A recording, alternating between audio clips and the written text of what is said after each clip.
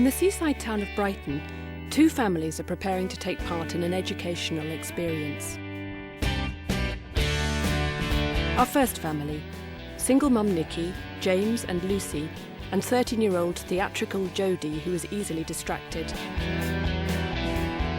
On the other side of town, our second family.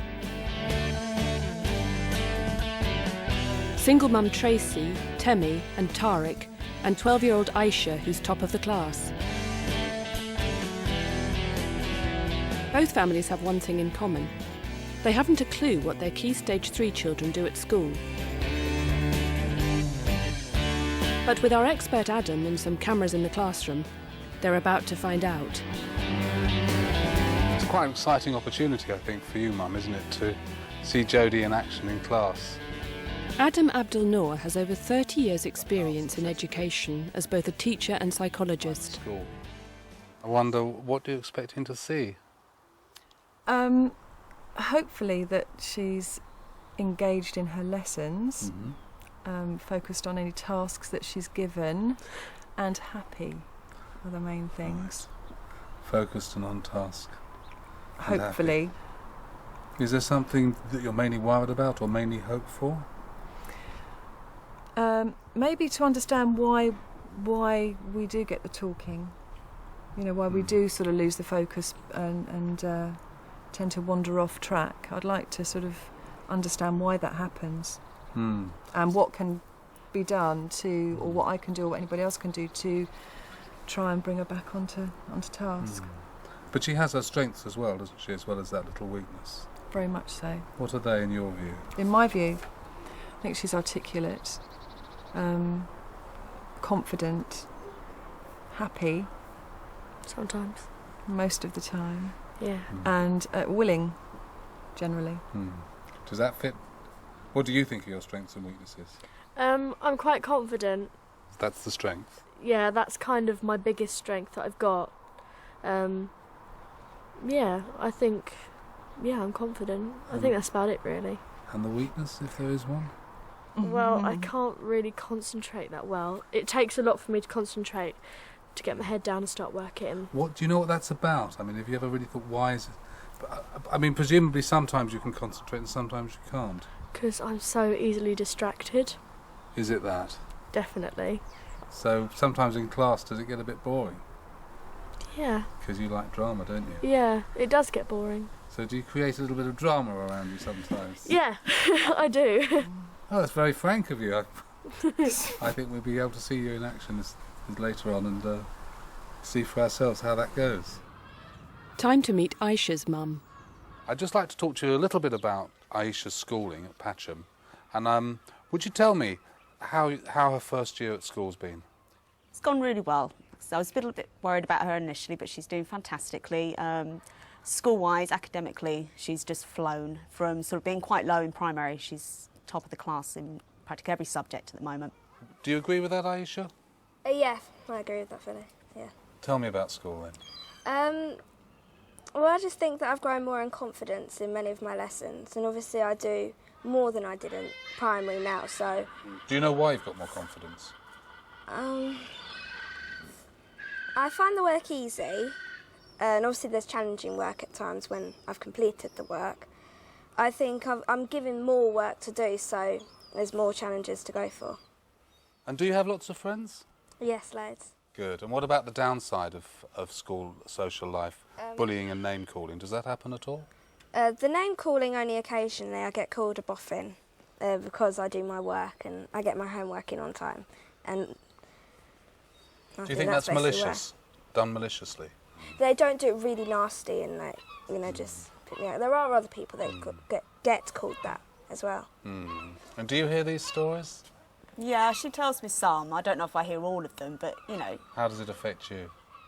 Well, it doesn't affect me so much, but as in a sense of I do get a bit worried that possibly because she's doing so well, you know, children can be quite cruel, whether they mean it in a malicious way, nasty way or not. It's how it affects Aiyshah at the end of the day. And she seems to be doing well and coping well, but I hope that's how it stays. You know, I wouldn't like to think that she starts backing down from her work because of people saying things. So what are you expecting to see when we observe Aiyshah in the class?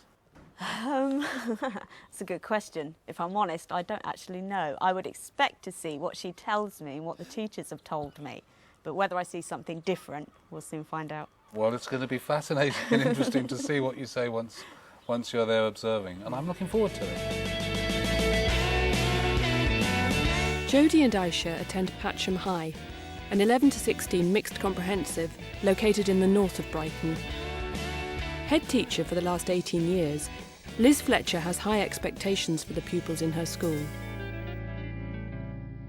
At this key stage, at Key Stage 3, I would expect youngsters to be opening their minds to strategies to learn, as well as gaining subject content.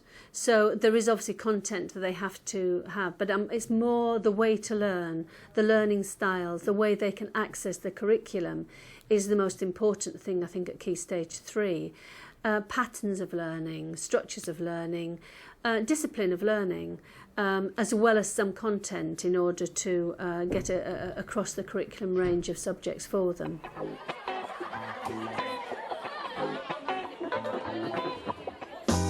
It's 8:40 a.m. on observation day.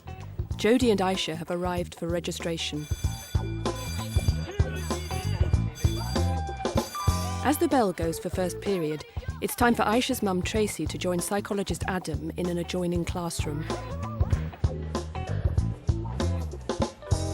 Hi Tracy, good to see you. Hello. They're just going into registration. Please sit down. Right, put your hand up if you brought sponsor money back today, please. Right, well, it's not good enough, is it? It needs to come back 1, 2, 3, 1 merit. Okay, you got sponsored, we need the money back. Early in the morning, all the children probably a bit bleary-eyed. Right, Brianna, why were you sent out? Well, why was it you were swearing constantly during your maths lesson? Can you take your non-school uniform off? I think this is obviously a session where Miss Brown is setting out her stall for the day and what critical things she wants the children to focus on individually. And I want to see it. Listen, I want to see it at break, and I want to see it at lunch also. Go on. And she's picking out the children who she has the most concern about, I expect. This is probably an area where Aiyshah would like to be not noticed. And it's national quiz, and we've been doing certain quizzes in citizenship time. Now, Aiyshah, you were nominated to take part in this quiz. It's not just you. It's you and Jamie and Brianna and Jacob. It's up to you whether you do. We do need to know, because there are other people that want to do it. Would you be interested in that? It's a general knowledge quiz. Yeah, you're going to have a go? Right, general... She's been nominated by her class to represent the class in this citizenship quiz. I wonder how she really feels about that. What do you think? I think Aiyshah would feel honoured. I don't know if honoured's the right word. Basically pleased, though. Yeah, she'd be pleased. I think she'd feel a little bit pressured because Aiyshah she's not a big-headed child by no means, but she knows that the class does put her up for a lot of things. And as I said before, Aiyshah won't let the class down. She'll do it. You know, whether she particularly really wants to, whether, you know, she's on enough to say yes or no, which she'll still do it. She must be a golden pupil.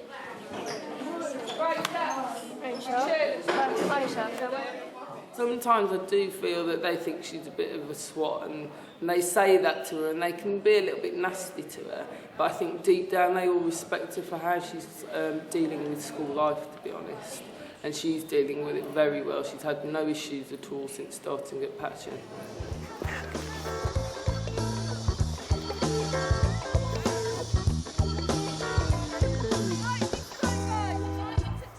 Aiyshah's class is out on the playing field now, doing PE. You right, Aiyshah?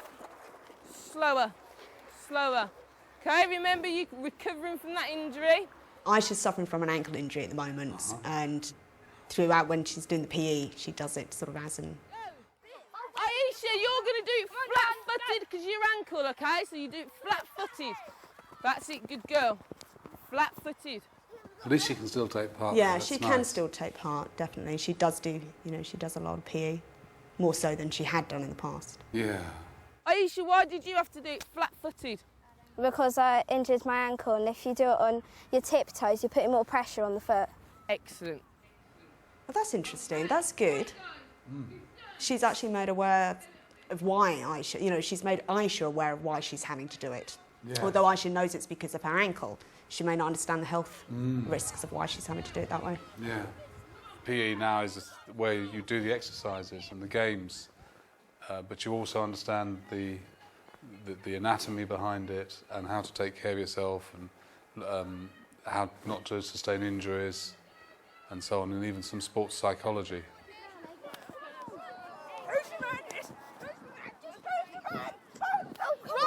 So that makes me feel happier, seeing her being able to actually do the PE and know that it's structured, knowing that she's safe, and knowing that her ankle or any other injury isn't going to be made worse, because that was my concern. Yeah.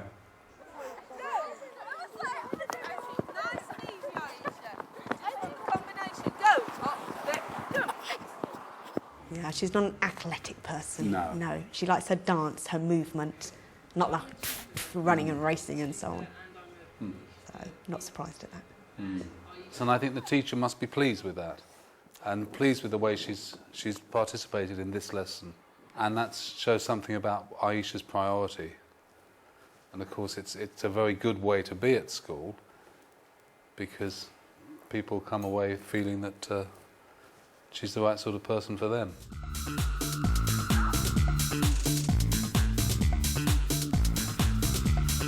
Last lesson we're looking at the language of adverbs, okay? Because you're going to be using some of this language in your own pieces of written work, in your own adverbs that you are designing, okay? Your adverbs are looking fantastic at the moment, okay? He doesn't look very happy, that teacher. No, he's quite serious, isn't he? What we're going to do is we're looking at the ingredients of adverts, so what's in them. We're going to talk about what logos, hopefully you know already. I'm going to show you some on the board, hopefully that will remind you of a few logos, and you can draw your logos on these boards in a minute, okay? The teacher actually wants to be very focused, very concentrated, very precise and very programmed, so that it's about a personal organisation. And that comes across in the manner the teacher adopts. We're going to talk about your own advert, where you're up to with your advert. What is your US? Can anyone remind me what this word means, your USP? Your unique selling point. There's very little noise in the class. They all seem to be engaged with the teacher. Differentiation is really important, but you can't help but notice when you have a class of young people or children who are all of a similar ability, that it's very much easier for the teacher to manage the class and very much easier to provide the right kind of work. But just because that's good doesn't mean that that's the way every class should be, because the class needs to serve its community. And if you have 30 children who need educating in one room and they're all of different ability, it's no good saying, well, won't educate those because they're not clever, or we won't educate those because they're too clever. You have to deal with the whole group. And it's just a matter of fortune when you have a group that's really what they call homogeneous, all similar abilities, similar level, because the lesson is good for all of them and it makes it much more efficient.